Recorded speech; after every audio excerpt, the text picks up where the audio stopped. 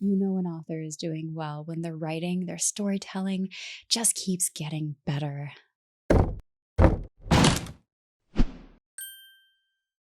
Hi everyone, my name is Kayla and welcome back to Kay's Hidden Shelf where we talk about books. I've changed the setup just a little bit. I just wanted to give it a try.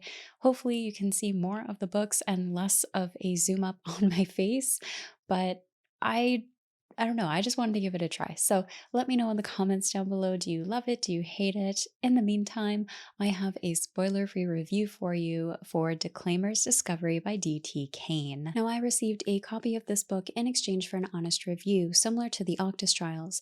However, moving forward, I will be purchasing all of the books remaining in this series as I am hooked. Now, with Declaimer's Discovery being book 2 in a series, I'll leave a link up in the cards where you can find my spoiler-free review for the Octus Trials, which is book 1 in this same series. Also, a disclaimer that this is a spoiler-free review video, however, there will be spoilers for the Octus Trials, so just keep that in mind before jumping into this video. Offhand, Declaimer's Discovery was an enthralling sequel in the Spoken Books Uprising series. This is a self-published fantasy with an incredible world, magic system, great character development as well, and many scenes that had me on the edge of my seat. Let's talk about the story's overview.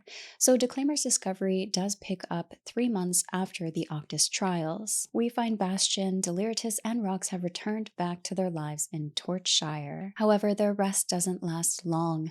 An unwelcome guest arrives at Torchshire Library with some grim news.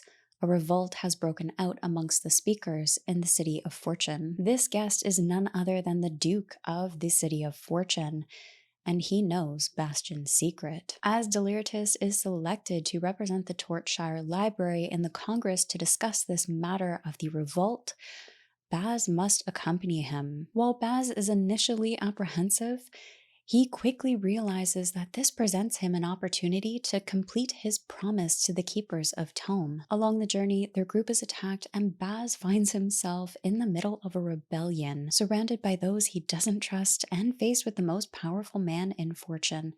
Baz must find a way to survive and save Oration. In my review for the Octus Trials, I had mentioned that I wanted more exploration of one of the characters. This character was Baz. While I really enjoyed Baz's character in the Octus Trial, I felt like there was something missing. I just wanted more from his character, more exploration of his circumstances and how he was dealing with that. Declaimer's Discovery more than delivered on this. Not only does Baz get more growth and exploration, so does Deliritus, and I was so happy to see this. It just was an extra treat that I wasn't expecting and was done really well for both of these characters. Beyond the intriguing world and the magic system we see in the Spoken Books Uprising series, I really appreciated the characters' nuances this time around. We see complexity to their internal struggles done in a way that keeps you guessing.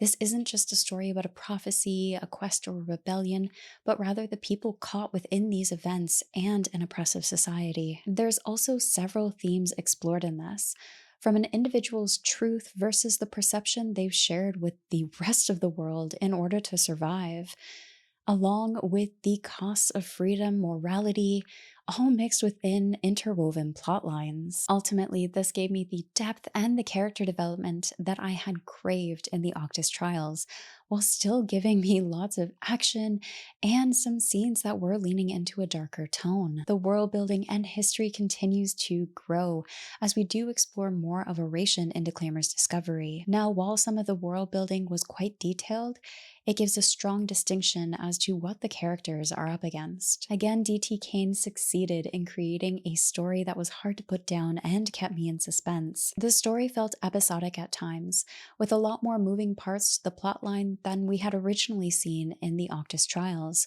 Simply put, this got better the more I read. As for pacing, it shifted between medium and fast.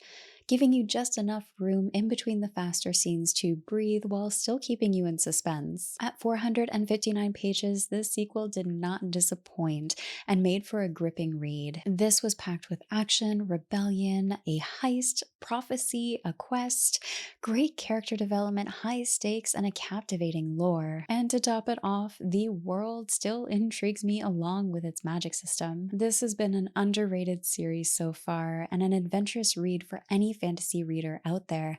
I'm personally looking forward to continuing with the series and seeing what ends up happening with our characters and more about the world. Now, if you're not sure if this series is for you, you can actually give it a try. The author has been narrating the Octus trials and Declaimer's discovery on their YouTube channel. They read a couple of chapters before their podcast episodes, and I'll leave a link where you can find that down in the description below. Will you give it a try? Is it something that sounds interesting? Have you read it already? Leave your comments down below. I'd love to hear from you.